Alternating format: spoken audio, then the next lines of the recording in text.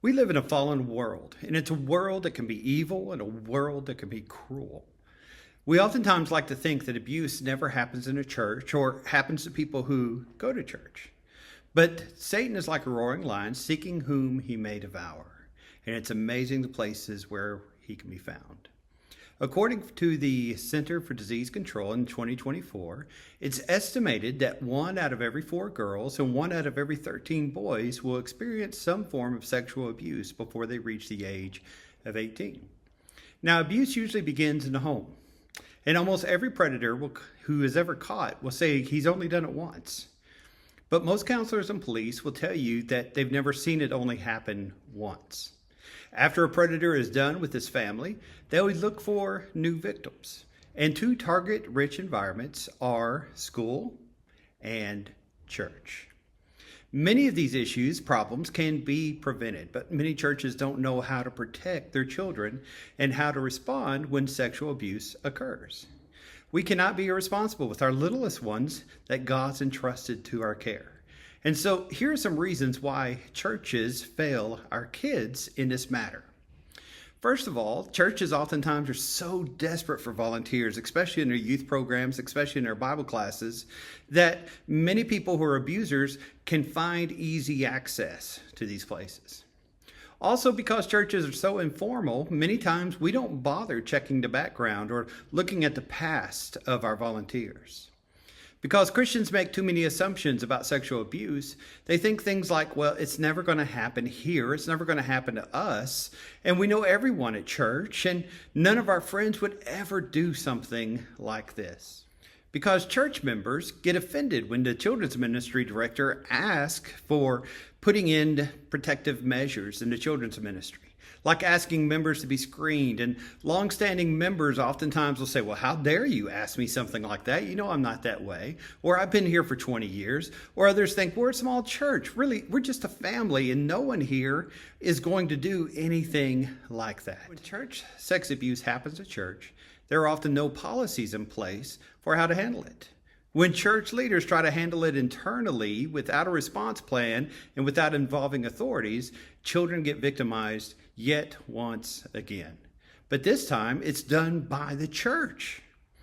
You're not protecting the reputation of the church and the community when you cover abuse up. What you're doing is you're neglecting the people who are abused, and you end up empowering the predator.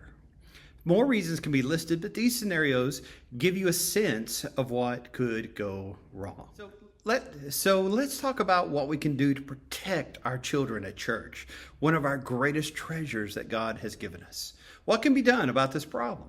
How can leaders in churches be more responsible in practicing our children's practices? Well, let me suggest 10 best practices. Now, none of these practices by themselves completely eliminate the possibility of a sexual offender hurting our folks who are at church. But together, when they're followed, they can reduce the risk and increase the likelihood that our children will be safe. First of all, create and implement a child protection policy. This is a set of self-imposed guidelines that describe how a church intends to protect the children under its care. A church with no policy is a recipe for disaster because it creates a culture of false assumptions that sexual offenders can prey on. Things like, we're a small church, so we know everyone already. Every one of these policies need to have at least 3 parts. First of all, it needs to have a rule saying that all kids under 5 need 2 adults in the room with them at all times. Next, it's good to say, well, kids from the age 6 to 17 need at least 1 adult and 2 or more children in a room at a time. In all situations, in all circumstances, you are not to have 1 adult alone with 1 child. There always needs to be a 2-deep policy. Secondly, emphasize the importance of membership. A big front door is obvious to sexual offenders. They're looking for an easy target. Membership is a self-conscious commitment to the congregation that allows the church to define who is in and who is out. No membership process or a minimal process means that it's very easy for people to flow in and out of the church. And so it's very important for us to think for a moment. Where do you think a sexual offender is going to go? A church membership, or a church that has a church membership class and an interview process, or a church where you can just join right away and there's no questions.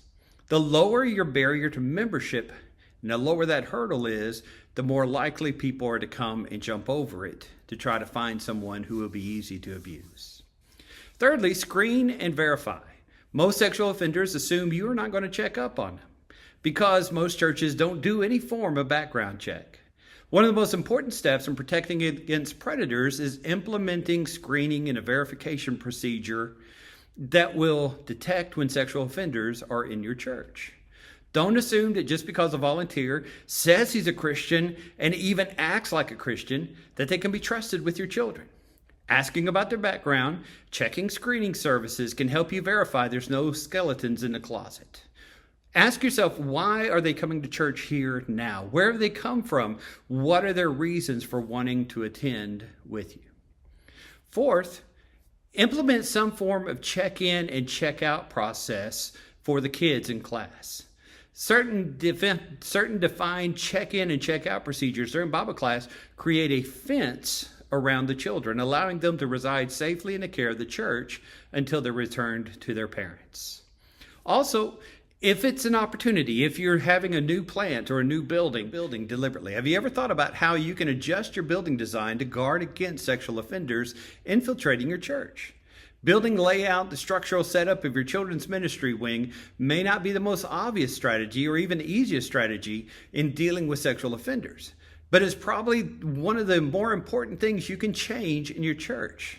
Yet there's still simple adjustments or even larger ones you can make to help the children in your church to be more secure. 6, determine a good response plan. If a sexual offender arrives in the building, do your staff, do your children know what to do? If a child finds out that he's abused or lets you know that he's abused in the children's ministry, how do you plan on treating the offender? Do you know how to care for the family of the victim? Do you understand the regulations for reporting abuse? Do you know what to say to media requests? Response plans give you a set of procedures that guide the church's response to abuse.